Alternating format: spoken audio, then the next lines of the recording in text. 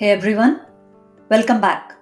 In our last video, we walked through how to use custom data metric functions in Snowflake on single table or across multiple tables.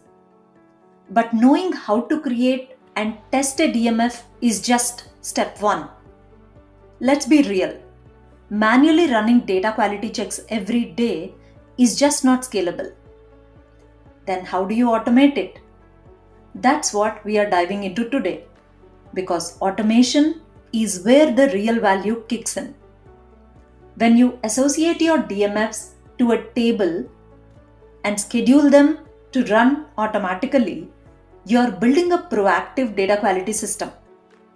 In short, your data monitors itself, like having a built-in QA analyst for every table. Let's see how that works. In this automation process, your step 1, set a schedule for DMFs indicating when it should run. And Snowflake gives us 3 flexible options to do this. Option 1, run every few minutes. How do you do that? Let's open Snowflake. And the table that I created for all of these data metric function demos, the retail DB, sales DB, sales data table, right? Let us schedule the DMFs on this table. So our option 1, schedule some time, right? Here I'm giving 5 minutes as my schedule. That means the data quality checks run every 5 minutes on this table. As this is simply a parameter, you can change it to whatever schedule that works best for you. As simple as that. The statement executed successfully. You don't see the visible results at this point, but you can always verify whether the schedule is applied to the table. Let's check using show parameters query. See, the schedule is set on this table.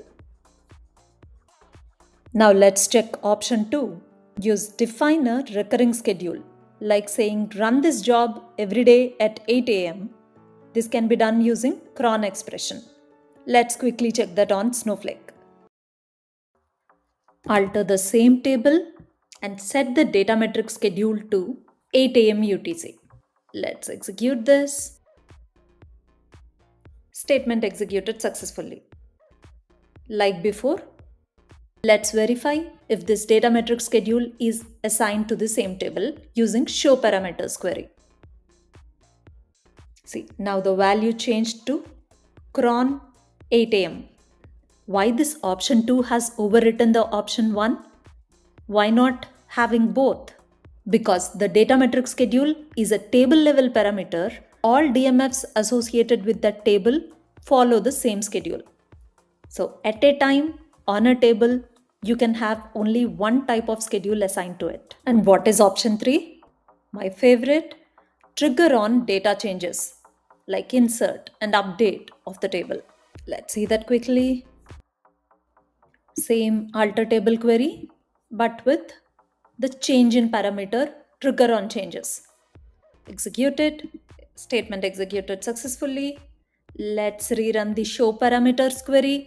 See, it is overwritten by trigger on changes. So whether you want checks to happen daily, hourly, or on demand, after every DML event, you are covered. That is all about step 1. Time for step 2. Associate the DMF to a table. Once your schedule is in place, it's time to associate the DMF. What does this actually doing?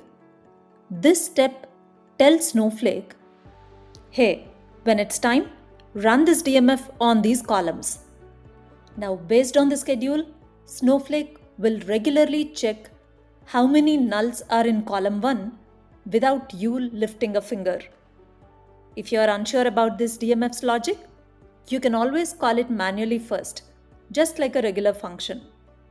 That way, you test it once before automating it forever. So to recap, first set a schedule on your table.